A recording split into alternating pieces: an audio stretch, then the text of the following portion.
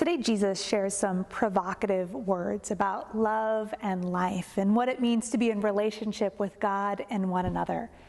And he makes it very clear that what is expected of us as followers of Jesus is love, self-sacrificial, other-oriented, community-creating, enemy-embracing love. And yet we all know that this is no easy task. So I would invite you today to hear Jesus' words for us from the Gospel of John as he shares some parting words with his disciples in the first century and words for his followers here today as well. And I invite you to be drawn into this call to love. Jesus says, "As the Father has loved me, so I have loved you. Abide in my love. If you keep my commandments, you will abide in my love, just as I have kept my Father's commandments and abide in his love. I have said these things so that you may find my joy and that my joy in you may be complete. This is my commandment, that you love one another as I have loved you. No one has greater love than this, to lay down one's life for one's friends. You are my friends if you do what I command you. I do not call you servants any longer because the servant does not know what the master is doing. But I have called you friends because I have made known to you everything that I have heard from my Father. You did not choose me, but I chose you, and I appointed you to go and bear fruit, fruit that will last, so that the Father will give you whatever you ask in my name. I am giving you these commandments so that you may love one another." The way of Jesus is clear. We are called to love above all else, to lay down our lives for our friends, and to discover that God's law is love. It always has been love. Love that makes the thriving of all creation possible, the thriving of our hearts, the thriving of our souls, the thriving of our bodies, and the thriving of our relationship. Love enables us to live. And yet love can't exist when we cling to power, when we hold on to what's ours at the expense of our neighbors. And so Jesus tells us, as God has loved him, he has loved us so that we can abide in that same love. I love that word, abide. It brings to mind this sense of steadiness, of resting in something that's unshakable, of being rooted and formed in the love of God. We do that, we abide in God, Jesus says, when we follow his commandments, when we follow Jesus' teachings. And what exactly did Jesus teach us to do? Jesus teaches us to feed the hungry, to stand with the afflicted, to sell our possessions, to take care of one another. Jesus tells us to give of ourselves for the sake of another.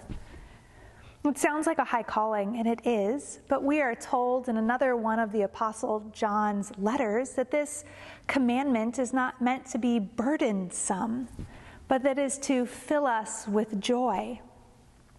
We live with these commandments, as one author writes, is to abide in God, for there is no greater joy, no better rest, no deeper hope than to follow in the ways of Jesus. In fact, Jesus says our joy is made complete when we love one another like God has loved us. And so today we're invited to practice this holy act of love and to let our hearts be formed more and more into the image of Christ. But this is where things get serious, don't they? Because loving like Jesus comes with a hefty price tag. This is the same Jesus whose friends and families ridiculed him, and he was persecuted by the authorities. This is the same Jesus who was put to death because of his beliefs and his actions. It's a lot to ask for us to follow in Jesus' footsteps, And to underscore this point, Jesus says point blank in this passage that there is no greater love than this, to lay down one's life for another. Honestly, dying might be a little more than I signed up for when I first came to faith. And a little part of me wonders if Jesus really meant it when he said we're supposed to die for our friends. Was this just a hyperbole that Jesus was using to catch our attention, but not actually something that's required of us as followers of Jesus? And yet, time and time again, in the Gospel of John in particular, Jesus tells us that we must be willing to give up our lives for one another. It's so telling to me that this gospel, which was written 20 or 30 years later than the other stories of Jesus' life, has such a focus on dying for our faith. It's like the author here is underscoring the tension between the ways of Jesus and the ways of the empire, and how so often these two things were incompatible with one another. And it tells us a little bit about that early Christian experience where so many of Jesus' followers were literally asked to give their life for their friends. And yet, as unlikely as it is that any of us might have to actually physically die for our faith, we are still called to give our lives for the sake of love. Robin Mass says it well in her book, Crucified Love. She writes, "Few of us, if any, will be called to martyrdom, but all of us are called to a series of little deaths in the form of invitations to restrain or to deny oneself. The sending of God by God was a sending of love, a crucified love, willing to lay down its life for its friends and enemies alike. Your mission and mine, which we can only perform insofar as we are in communion with God and with one another. Our mission in life is to submit out of love for one another to countless daily little deaths until we have yielded every last remnant of self for the purpose of Christ."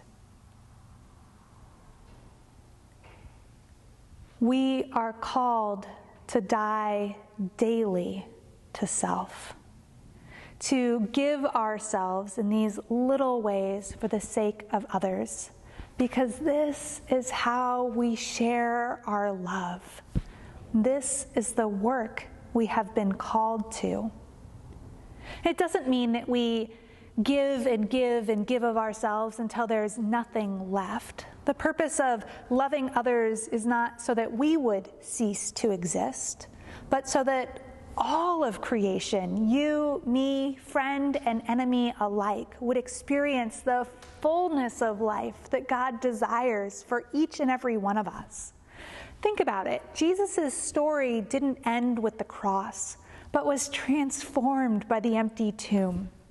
The journey of Christ is not about the denial of self in and of itself, but it's about the flourishing of all of creation, ourselves included, but especially for those who have been overlooked or abused or ostracized by the empire.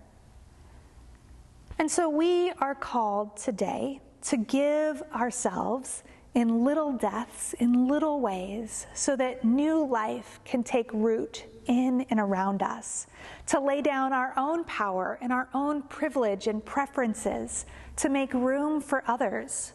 Because when we do this, we continue the work that God has started so many years ago in the life of Jesus. And our lives bear the fruit of joy and righteousness and justice and peace. And giving of ourselves, we learn to abide in Christ and experience God's love in real and tangible ways. In giving of ourselves, Jesus tells us, our joy will be made complete.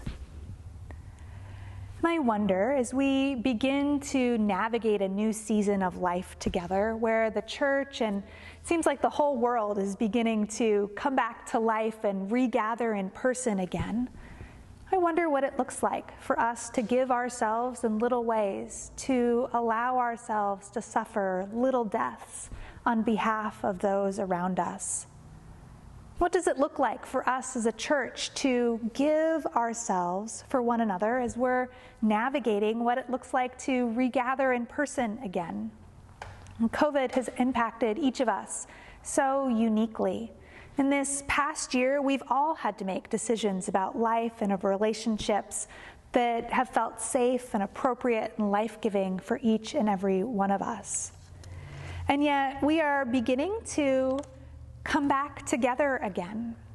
And I know that there is much work to do as we navigate those boundaries, as all of us come back together in the same space and figure out what it looks like for us to be together in person again.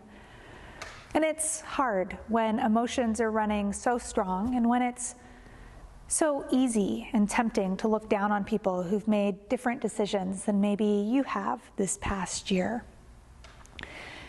And maybe we're a little out of practice of actually being in relationship with one another face to face. But it's time for us to learn again. Because as vaccines are starting to roll out and our COVID numbers are dropping in our geographic area, as it begins to feel like normal might be just around the corner and it's almost in reach again, we just can't wait to get back together. And we need to practice this art of being in relationship with one another once again. We need to practice this art of dying to self so that all of our joy might be complete. I can tell you from experience how difficult it is to navigate all these complex issues of what it means to regather or not regather, when to do it, how to do it, what it looks like for us to regather in person again. It is not an easy season to be in leadership. And I don't know if there's any decision our leadership could make that would make everybody happy. And yet maybe that's not the point. Maybe we can't make everybody happy, and that's okay. Maybe in this moment, we're all invited to experience little deaths, to give up something we miss or we long for just a little while longer, as we seek to navigate what it looks like to come back together as a church family again in the same place. I want to assure you that our leadership board, our session, and our staff are taking seriously the needs of our congregation, the need to be safe, the need to be in person together, the need to have meaningful worship experiences, the need to have our kids cared for, the need to have online worship for those who need to remain online. And we are prayerfully and carefully considering what it looks like in this next season for UPC to begin to regather again. And as we do prepare to open our physical doors on June 20th, I promise you that as those services start to take form and as we have a better understanding of the safety protocols that are going to be needed and the ways we're going to engage in worship together while we are here on campus together, I promise I will share those things with you.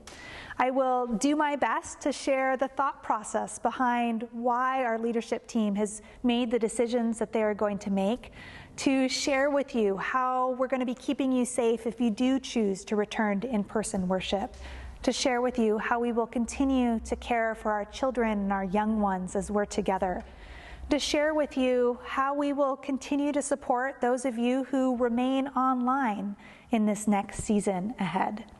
And if you have specific questions about what this next season would look like, I'd love to hear them.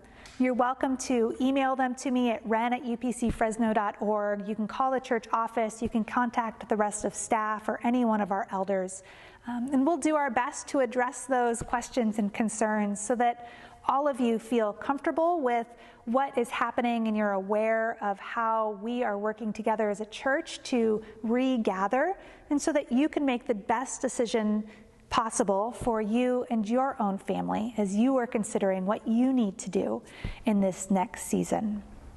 And I would urge your patience and grace with the leadership as we continue to navigate uncharted territory.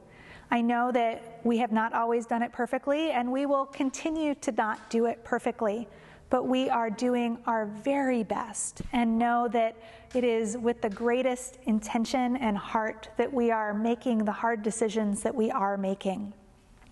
And honestly, we know that things in the world will continue to change, and that church and what it looks like for us to regather will continue to change in the weeks and months ahead. So if you come back and there's something you don't particularly like, chances are you won't have to live with it for too long. I want to urge you to consider that coming back to church isn't just about you or me.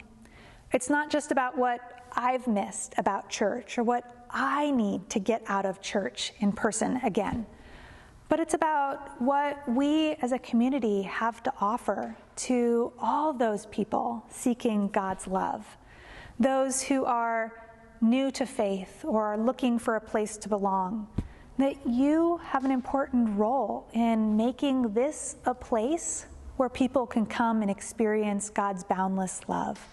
That our regathering isn't only about ourselves regathering, but it's about our community responding to God's call here and now.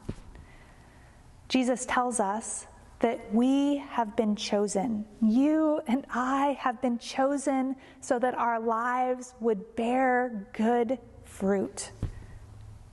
You have been chosen so that other people would come to know the love of God through your word and deeds. Some of dying to self in this next season might be giving up your own power, your own privilege, your own preferences of how things should be done to make room for another. Some of dying to self in this next season might mean letting go of how you want worship to look like when we gather again in just a few weeks. Some of dying to self might mean having a conversation with somebody who's had a different experience than you have this past year, and hearing what's been hard and hearing the longing and the needs that they're having, and to make room for some of those needs to be met. Some of dying to self might mean providing opportunity to hear from voices that come from people who are different than you or I might be.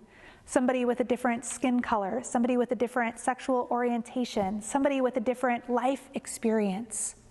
Part of dying to self is making room to hear these stories, to affirm these stories, and to allow our lives to be shaped by these stories. And part of what it means to die to self in this next season might mean serving on one of our volunteer teams as we seek to make this a place where God's boundless love is vibrant and real. Maybe you have a gift to offer as we physically gather together once again. The call to give up one's life for another is the call to allow ourselves to be a little uncomfortable out of love for those around us. Jesus tells us today that we have been called to this work. And it is through this work of dying to self that we will know God's joy. And so, friends, let me ask you, how is Jesus calling you today? What do you have to offer? What do you need to let go of so that someone else can thrive? Jesus' command to us is to lay down our lives for one another. There's no ambiguity about it. My dear friends, I pray that you experience much joy as you follow after God's calling on your life.